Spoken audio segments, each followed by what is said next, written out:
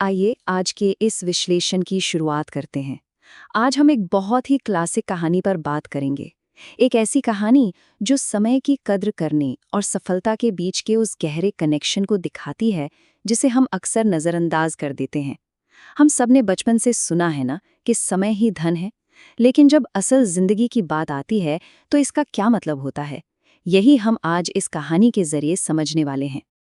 लेकिन आगे बढ़ने से पहले एक बहुत ही क्रिटिकल सवाल पर गौर करते हैं।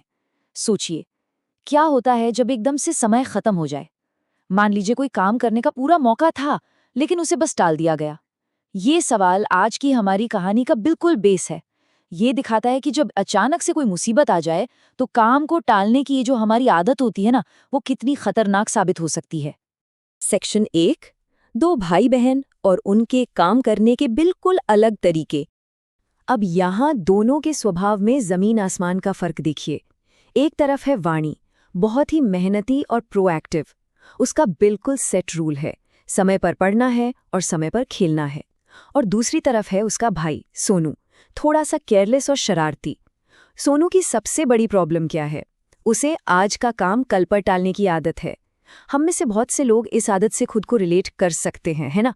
लेकिन इसके नतीजे वो अक्सर काफी भारी पड़ते हैं।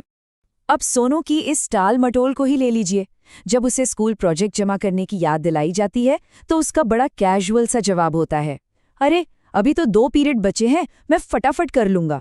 वो खुद को ये कन्विंस कर लेता है कि खाना खाने और खेलने के बाद जो थोड़ा सा टाइम बचेगा उसमें वो आराम से काम निपटा लेगा। सच कहें तो ये फटाफट कर लूंगा वाला एटीट्यूड ही इस टाल मटोल की सबसे बड़ी जड़ है। सेक्शन 2। पास आती परीक्षाएं और बढ़ता हुआ प्रेशर। और यहाँ देखिए, समय का दायरा कैसे तेजी से सिकुड़ रहा है। एग्जाम शुरू होने में बस कुछ ही दिन बचे हैं। 1 हफ्ता पहले, फिर 2 दिन पहले, फिर एग्जाम से ठीक 1 दोपहर और 1 रात पहले। समय बिल्कुल मुट्ठी में बंद रेत की तरह फिसल रहा है। लेकिन भाई साहब की तैयारी के तरीके में कोई बदलाव नहीं है। जाहिर है, घर में माता पिता लगातार चेतावनी दे रहे हैं। वो सोनू को बार बार समझाते हैं, देखो वो समय पर पढ़ती है, समय पर खेलती है, वो कभी आज का काम कल पर नहीं टालती। वो चाहते हैं कि सोनू भी अपनी बहन वाणी की तरह एक प्रॉपर बैलेंस बनाना सीखे। लेकिन जैसा कि हमेशा होता है, सोनू इन सारी वार्निंग्स को बस ये कहकर टाल देता है कि कल से तो वो पक्का पढ़ाई करेगा। सेक्शन 3। चेतावनियों को नजरअंदाज करना। आप देखिए सोनू का ध्यान कितनी आसानी से भटकता है। एग्जाम में सिर्फ 1 दिन बचा है, लिटरली 1 दिन। फिर भी बाहर का सुहावना मौसम देख के वो किताबों के बजाय क्रिकेट को चुन लेता है। उसका एक्सक्यूज क्या है? इस मौसम में खेलने में बहुत मजा आता है। ये एकदम क्लासिक उदाहरण है कि कैसे हम पल भर की खुशी के लिए अपने लंबे समय के गोल्स को कुर्बान कर देते हैं। और यहीं पर वाणी एक बहुत ही क्रिटिकल बात बोलती है। आसमान में घिरते काले बादलों को देखकर वो कहती है, बारिश के दौरान बिजली अक्सर कट जाती है। वो सिचुएशन की सीरियसनेस को समझ रही है। वो सोनू को समझाती है कि अगर रात को लाइट चली गई तो कल के एग्जाम के लिए वो क्या लिखेगा। लेकिन सोनू अपनी ही धुन में मगन है। इस वार्निंग को भी वो ये कहकर इग्नोर कर देता है कि बारिश के बाद पढ़ने में तो और भी ज्यादा मजा आएगा। सेक्शन 4। अंधेरे का नतीजा। तो सवाल ये उठता है कि जब आखिरकार वो तूफान आता है तब क्या होता है? वो सुहावना मौसम जिसके लालच में सोनू खेल रहा था, वो अचानक एक भयंकर आंधी तूफान में बदल जाता है। भारी बारिश शुरू हो जाती है और देखते ही देखते पूरा का पूरा गांव घने अंधेरे में डूब जाता है। और अब जो नतीजा सामने है उसे टाला नहीं जा सकता। पूरे गांव में ब्लैकआउट है। सोनू ने अभी तक एक सिंगल चैप्टर भी याद नहीं किया है। अब उसमें एब्सोल्यूट पैनिक छा जाता है और वो फूट फूट कर रोने लगता है। रियलिटी ये है कि अब टाइम बिल्कुल नहीं बचा है। ये कोई किस्मत की बात नहीं थी, बल्कि ये उस सिचुएशन का सीधा नतीजा है जिसे उसने खुद अपने ऊपर हावी होने दिया। इस पूरी अफरा तफरी के बीच पिता की एक बहुत ही कड़वी लेकिन जरूरी बात सामने आती है। वो कहते हैं, मैंने तुम्हें 1 हफ्ते पहले ही समय पर पढ़ने के लिए कहा था, अब नतीजा भुगतो।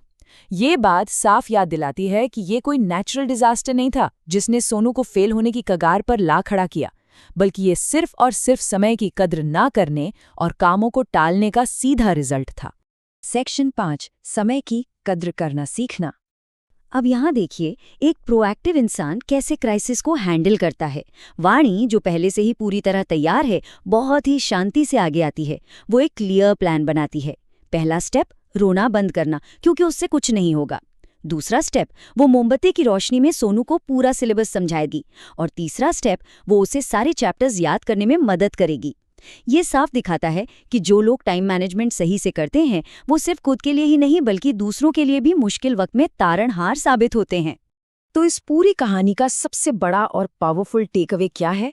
बिल्कुल सिंपल। जो लोग समय की कद्र करते हैं, वही भविष्य में सफलता हासिल करते हैं।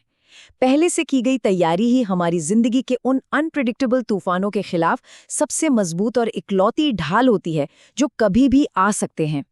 तो आइए इस विश्लेषण को एक बहुत ही सोचने वाले सवाल के साथ खत्म करते हैं। कल कोई अचानक से तूफान आ जाए, उससे पहले आज के समय का सबसे बेहतरीन इस्तेमाल कैसे किया जा सकता है? घड़ियां लगातार टिक टिक कर रही हैं। शायद वक्त आ गया है अपनी डेली प्रायोरिटीज पर गौर करने का और ये मेक श्योर करने का कि आज का काम कहीं कल पर तो नहीं डाला जा रहा। इस विश्लेषण में साथ जुड़ने के लिए बहुत बहुत शुक्रिया। चीजों को प्रायोरिटाइज करें और वक्त रहते सही कदम उठाएं।